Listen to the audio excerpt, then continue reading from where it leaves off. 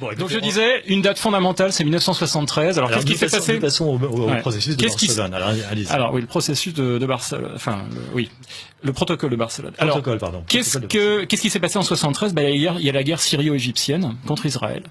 Les Syrio-égyptiens prennent une raclée et de manière immédiate, quasiment immédiate, l'OPEP et les pays arabes multiplient le prix du pétrole par 4 et classent les pays en catégories, c'est-à-dire soit amis, soit neutres, soit ennemis. Et ils classent dans la catégorie ennemis toutes les personnes qu'ils associent, de près ou de loin, à l'État d'Israël. Ça a provoqué, certains s'en rappelleront, donc un choc pétrolier absolument terrifiant. On a eu un chantage, c'est-à-dire que les pays de l'OPEP nous ont mis la main sur le robinet en fermant. Il faut savoir qu'il y a des pays qui se sont retrouvés sous embargo pétrolier. C'est la Hollande qui s'est retrouvée en embargo pétrolier, etc. Les États-Unis aussi d'ailleurs. Et suite à ce chantage, parce que c'est un chantage, ils nous ont imposé des conditions. Nous sommes allés à la table des négociations avec eux et nous avons tout accepté. Alors, dans les accords qui ont suivi juste après, donc on a donc le 6 novembre 1973, donc les 9 pays de la communauté européenne de l'époque basculent dans le camp pro-arabe. Donc avec les corollaires qui vont bien, c'est reconnaissance du peuple palestinien, l'alignement sur le narratif arabe concernant Israël, etc. Oui. Vous avez la création de ce qu'on appelle, alors ça c'est fondamental parce que c'est l'ancêtre du protocole de Barcelone, hein, du processus de Barcelone, c'est-à-dire la création du DEA, du dialogue euro-arabe, qui est en réalité un processus, lui aussi, un processus qui vise à globalement mettre en œuvre des éléments qui ont été définis de manière très précise en 1975 par les résolutions de Strasbourg. Donc les résolutions de Strasbourg ont été adoptées communément par les pays euro-arabes, par les pays arabes, et donc l'Assemblée générale de l'Association parlementaire de la coopération euro-arabe. Ça a été voté à l'unanimité, il y avait 200 représentants de tous les partis politiques européens. Donc vraiment un ensemble total.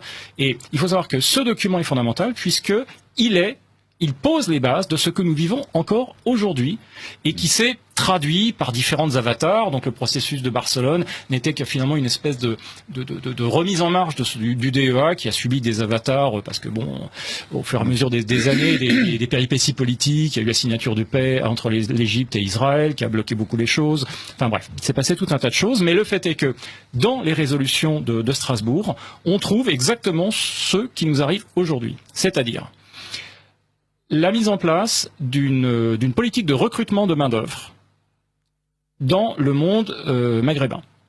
L'immigration n'est pas un fait voulu par nos élites, ça a été imposé au moment du processus. Absolument pas. Ça a été réclamé par les Européens. C'est-à-dire que ce sont les Européens. J'ai mal compris. Absolument. Allez-y. C'est ça qui va intéresser les gens. Voilà, donc ce sont là les Européens. En l'occurrence, j'ai le nom de la personne qui a posé. C'est Monsieur Tillich de Clercq, donc un Belge. Il faut savoir que les Belges sont vraiment ont été très moteurs dans cette affaire-là avec la France. Donc le Belge, le Luxembourg et la France. Donc ont mis en place un deal, un arrangement, un arrangement. Disons, nous avons besoin de main d'œuvre que nous allons prendre chez vous. Et là, les pays musulmans, eux, ont mis des conditions. Et c'est là où tout est important. Ils ont mis des conditions à cette immigration. C'est-à-dire que la condition était qu'ils disaient pas vous allez prendre des gens chez nous, ils vont aller chez vous, et puis tout le monde, tout ça va se débrouiller à la comme je te pousse. Pas du tout. Il y a eu un souci. D'ailleurs, c'est en parfaite cohérence avec la doctrine islamique. Ils disaient voilà, ces gens, donc qui viennent de nos pays, vont aller chez vous, ils vont s'installer chez vous, mais nous allons mettre des conditions. Ces conditions sont l'accès à l'égalité totale de traitement entre les personnes qui viennent de chez nous et vos propres citoyens, c'est-à-dire accès aux droits sociaux, accès aux droits politiques, accès à tout. Donc égalité de traitement entre les immigrés et les nationaux de vos pays. Deuxième condition, sine qua non, qui est ces gens-là, ils ne vont pas aller chez vous pour devenir comme vous, ils vont aller chez vous, mais ils restent ce qu'ils sont, et nous gardons le lien entre ces gens. C'est-à-dire que ce sont nos communautés qui vivent chez vous, à notre manière, suivi et chapeauté et cornaqué par nous. Et la troisième condition, c'était que tout ça va se passer dans des conditions qui font que vous allez devoir introduire dans vos sociétés un narratif concernant l'islam qui suit les règles suivantes. L'islam fait partie constitutive de votre culture. L'islam est... C'est du Chirac dans le texte. Oui, Chirac dans le texte, bien sûr. Mais Chirac ne fait que mettre en œuvre les accords qui ont été signés à cette époque-là. C'est une mise en application. C'est-à-dire que donc la presse doit modifier son mode de traitement de l'islam. On doit avoir un traitement positif. On doit avoir la mise en place progressive d'une synergie culturelle entre l'Occident et le monde arabe. Musulmans, tous les instituts divers et variés, avec la mise en place, et ça encore c'est dans les accords, avec la mise en place de centres culturels dans toutes les capitales européennes. Donc une infrastructure, nous y voilà. Donc une infrastructure de mise en place de l'arrivée culturelle, de l'accompagnement culturel des populations musulmanes qui allaient arriver chez nous et qui, dans leur perspective et dans les faits, ne devaient pas être séparés de la communauté musulmane, ne devaient pas être séparés de la capacité de pratiquer leur culte de manière parfaitement libre et de vivre selon leur culture et leurs usages culturels. Et nous sommes exactement en train de vivre ça. Ces accords fondateurs qui ont été signés en 75 et après, mais confirmé un nombre incalculable de fois, là j'ai un quart d'heure, je ne peux pas vous citer toutes les réunions, mais il y en a eu des kilos, mettre en place. Et tout cela est chapeauté par le document dont je vous parlais tout à l'heure, que j'ai trouvé récemment, et qui s'appelle donc Stratégie culturelle islamique pour l'extérieur du monde islamique. Et donc, ce document est un document que vous pouvez trouver, alors c'est un document officiel qui a été, adopté comme stratégie officielle par l'OCI. L'OCI, c'est l'Organisation de la coopération islamique. Donc c'est l'équivalent de l'ONU islamique. C'est la deuxième plus grosse organisation internationale du monde et qui regroupe tous les pays musulmans. Et donc cet organisme a son plus haut niveau décisionnel, qui est le niveau des sommets islamiques. Les sommets islamiques sont les sommets qui regroupent les chefs d'État. Donc lors du 9e sommet à Doha, en 2000, ils ont adopté ce document qui est un document stratégique, qui est donc la stratégie d'action du monde musulman chez nous. Parce qu'à l'extérieur du monde islamique, c'est chez nous. Eh bien ce document, dont j'ai fait quelques petites traductions, mais je vais vous faire un résumé parce que sinon je ne vais pas avoir le temps de le faire. Donc tout ça, ce sont les preuves que vous avez en votre possession et que tout le monde peut vérifier. Absolument sourcé. Et mais complètement. Alors vous pouvez trouver ce document en téléchargement. Vous pouvez le télécharger, le lire, donc sur le site de l'ISESCO. Alors allez-y. Alors l'ISESCO, si vous considérez que ça, ISESCO, comme ça se prononce, hein, ISESCO. Donc, si vous imaginez l'OCI comme un gouvernement, eh bien, l'ISESCO, c'est le ministère de la Culture, de l'Éducation, de la Communication. Donc, c'est quand même un très, très gros morceau. Ça fait partie de l'organigramme officiel. Ils ont leur siège à Rabat, dans un très beau bâtiment. Et donc, vous allez sur le site de l'ISESCO, vous allez sur la partie en français, parce que vous avez un site en français, vous cliquez, vous cherchez le mot stratégie. Donc, vous allez à l'onglet stratégie et vous téléchargez ce document. Qui est un document. Qui est en anglais peut-être? Non, qui est en français. Qui est en français. Qui est en français. Voilà. Et ce document, il est présent en arabe, en anglais et en français. Alors j'ai constaté qu'il y a des petites différences entre les versions. J'ai même fait viser la version justement par Samuel Dib, qui est parfaitement bilingue. La version arabe. La version qui fait référence, c'est la version arabe, j'imagine. Non, parce qu'en réalité, c'est comme l'OCI. Les trois langues, français, anglais et arabe, sont les langues officielles. Ce qui veut dire que les trois langues, les trois communiqués, les trois documents sont des documents officiels. D'accord. Voilà. Et donc ce document est le document adopté de manière officielle par l'OCI au niveau du sommet comme leur mode d'action pour les années qui viennent.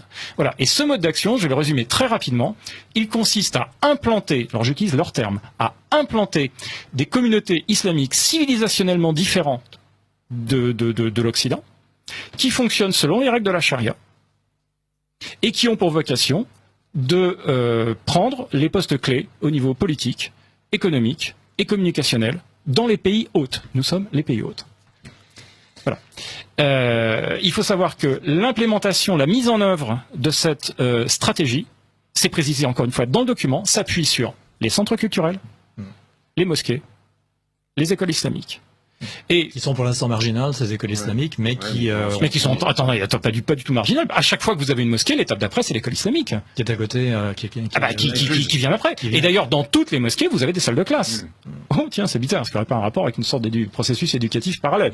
Encore une fois, processus éducatif parallèle mentionné dans le document.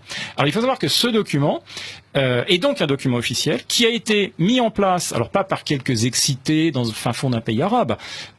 Avant la mise en place de ce processus a nécessité pendant 9 ans, ils ont sillonné toute la France. Ils le mentionnent d'ailleurs dans le prologue de ce document. Comment est-ce qu'on en est arrivé là?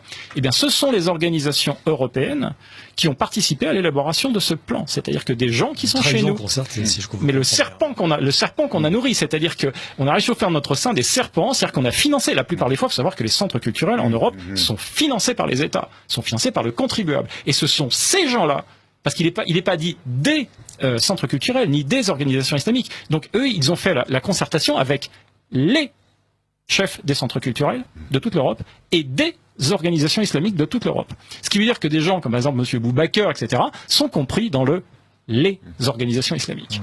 Donc les organisations islamiques européennes, alors avec les guillemets bien sûr, ont réclamé à l'OCI parce qu'ils constataient qu'il y avait des signes d'assimilation des enfants musulmans dans les sociétés occidentales.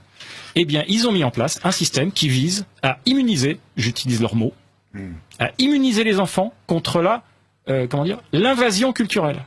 J'utilise leurs mots.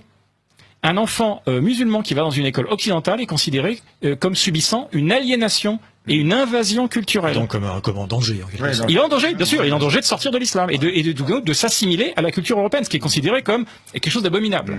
Alors, il faut bien voir que cette stratégie aujourd'hui, c'est ce qui se passe chez nous. Aujourd'hui, quand nous avons un centre culturel qui se crée, une mosquée qui s'appuie toujours sur un centre culturel, ils mettent en œuvre la politique de l'OCI. Alors, cerise sur le gâteau, puisque je vois que j'arrive, j'ai dépassé 15, cerise sur le gâteau, il faut savoir que un des objectifs fondamentaux, précisés comme absolument fondamentaux et nécessaires, obligatoires, c'est l'enseignement de l'arabe aux populations occidentales. Bien sûr. Ce qui veut dire que nous avons, à l'heure actuelle, une ministre qui benoîtement nous explique qu'il faut qui aujourd'hui agit objectivement, dans le cadre de sa fonction ministérielle comme un agent de l'OCI et comme un agent de mise en place de cette stratégie culturelle avec les guillemets. Voilà. Donc et on nous parle donc dans le document anglais, il y a un mot qui est très intéressant, c'est qu'à un moment on parle de settlement, c'est-à-dire que les en français. Settlement, c'est un double sens. Ça veut dire implantation, mais ça veut aussi dire colonie. Colonisation. D'accord, oui, c'est ça. Voilà. Et le terme en anglais aussi, le document anglais est très intéressant parce qu'il mentionne explicitement comme traduction de l'Oumma. Donc l'Oumma, traditionnellement, on nous explique que c'est la communauté des croyants. Voilà. Eh bien, eux, ils emploient le terme. Voilà, eux, ils emploient le terme de nation islamique. Alors, il faut savoir que l'ISESCO, c'est un avatar des frères musulmans. Très bien. Eh bien, écoutez, donc. Alors, ce document est une bombe politique. Oui, j'imagine. Moi, personnellement, je pense qu'il y a certaines époques dans l'histoire de France où on aurait convoqué les ambassadeurs, mis ce document sur la table et on aurait dit qu'est-ce que c'est que ça? Oui, qu'est-ce que c'est que ça? Vous avez l'intention d'appliquer ça chez nous? Et on aurait expulsé ces gens. Oui, mais il se trouve que les gens qui sont au gouvernement ne sont peut-être pas tout à fait étrangers à ce... Alors, ils peuvent toujours dire qu'ils ne savent pas que ça existe, bien évidemment, sauf que c'est un document officiel. Mais surtout, le truc qui est le plus sidérant, c'est que nous avons aujourd'hui notre gouvernement qui agit en parfaite collaboration avec les pays de l'OCI pour la mise en place de cette stratégie dans le propre pays. C'est-à-dire que nous avons, objectivement, ouvert les portes de notre pays à un processus de colonisation.